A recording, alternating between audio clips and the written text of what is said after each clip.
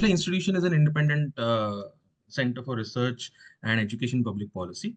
We are based out of Bangalore. We are a non-partisan, non-profit organization, and we advocate the values of freedom, openness, tolerance, pluralism, and responsible citizenship. We conduct research in various areas like economic policy research, high-tech geopolitics, Indo-Pacific studies, advanced biology, geospatial research, advanced military technologies, and others. One of the topics on which I had done a research paper was around the social security system in India and how we could reimagine it for the 21st century India with all its digital public infrastructure, right?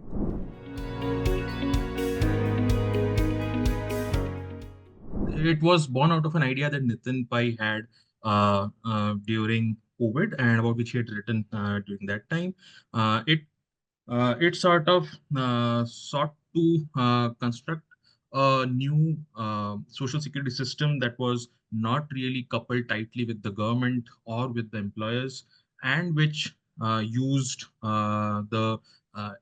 India's digital public infrastructure in a way that could connect people uh, with each other, so as to make sure that as in the earlier times when society used to take care of quite a few of the social welfare needs of people, so would this system sort of bring together people to solve the problem of social security. It doesn't obviously absolve the government or the employers from their responsibility towards social security, but this reimagines the way social security is done and tries to bring in private sector synergies and agility in a way that could solve the problems of coverage as well as finance that current social security system in India faces.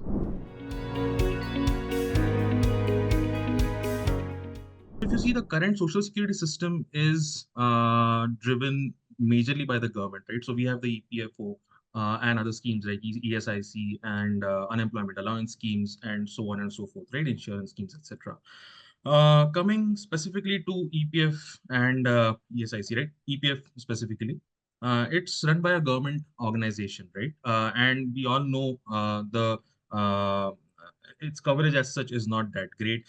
Even with the new pension system that we have, the NPS system, the coverage of the entire system is about 1/10 of the total labor force in the country, right? So I guess along with NPS subscribers and all, it probably comes to 7, 8 crores or maybe a little more than that. And the total labor forces in India are probably around 65 crores or something, right?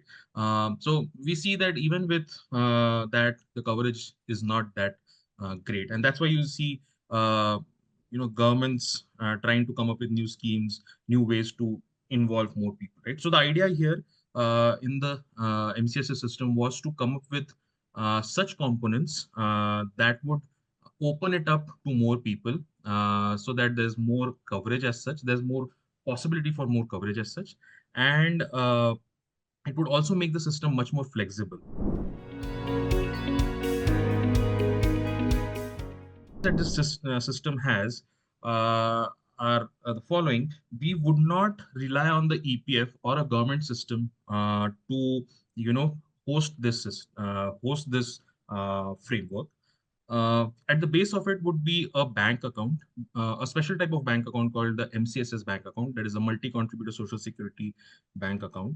It would have multiple components in it. So there will be a long-term portion and a short-term portion. The long-term portion would be for expenses of a longer duration and larger expenses, right? So things like education or wedding or maybe retirement benefits, etc., right?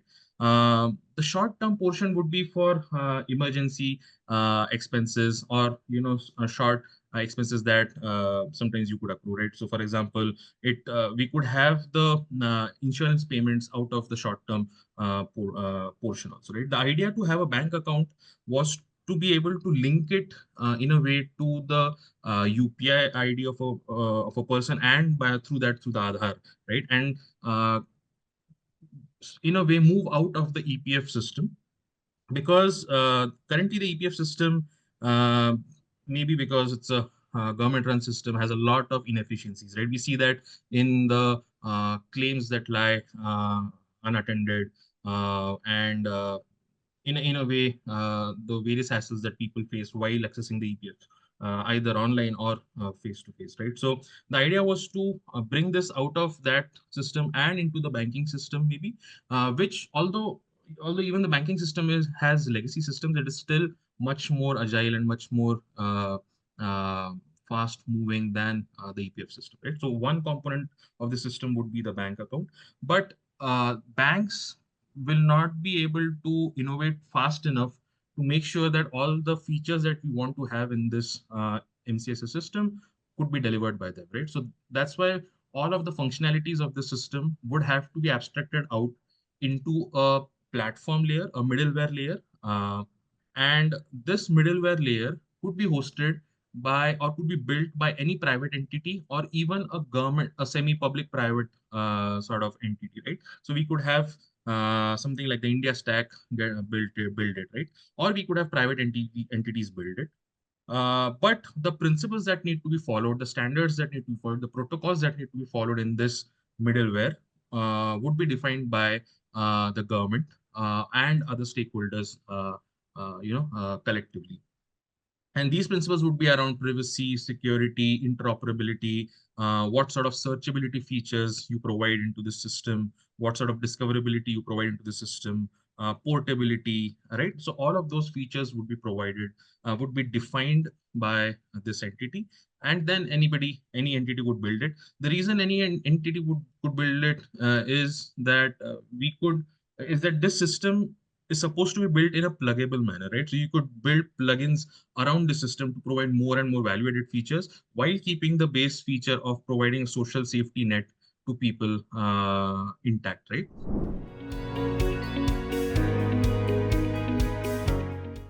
This middleware system, along with abstracting out various features, uh, uh, would also attend to two very important features. One is searchability, right?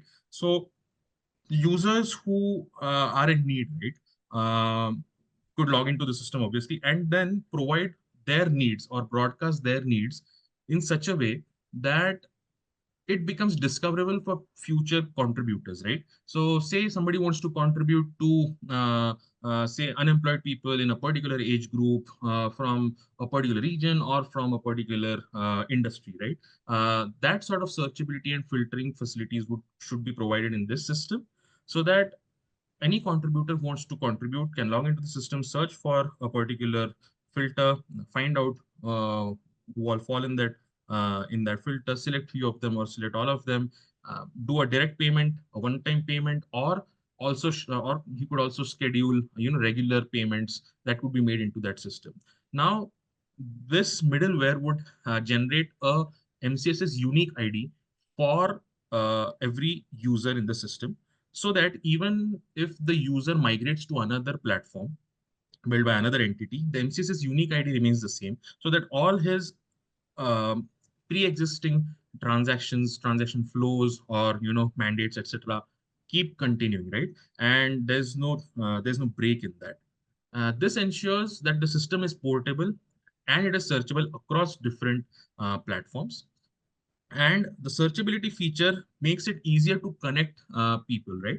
One of the reasons why we wanted to build such a system was also that private philanthropy in India as such has not taken off to the extent that it has taken off in other developed countries or even countries with comparable per capita income, probably, right? Or maybe countries that had comparable per capita income a few years ago but now have obviously gone ahead, like say China, and right. So how do we provide better avenues for private philanthropy to discover avenues in a way that they don't have to rely on forming trusts and all of that, and you create direct people to people contact. So yeah, these are in nutshell the main features of the system. Obviously, on top of this, you could plug in various other systems, like say for example, credit networks like OCEN, right, OCEN, or you could plug in any other financial mechanism, right?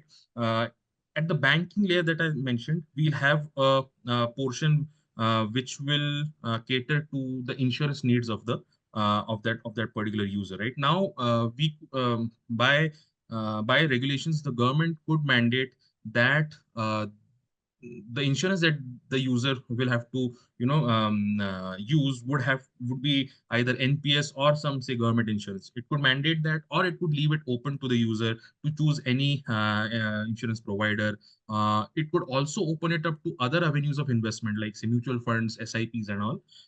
But keeping in mind that this is a social safety net, we want to reduce the risk involved in the system, and that's why maybe mutual funds and all could be something that we would have to take a call on. But the idea is to make the banking system, make the bank account such that the different portions in the system take care of different needs, and also leave opportunity open to have other functionalities added into the system. And since we have created this new system, we would also have to think of migrating the existing government social security schemes to this, right? Otherwise, there's no point in having two parallel or multiple parallel systems, right? So, Absolutely. in the white paper that we have released, we have provided step-by-step procedure to migrate, to stop migration of EPF and ESIC to this new system in a way that the contributions that are currently made by employees and employers would start going to this system. And then we could probably think of phasing out the EPF system, right? The idea behind that is it's better run maybe by a private entity under government oversight, rather than a government system which, for various reasons that we know of, would probably not be as efficient. So, yeah.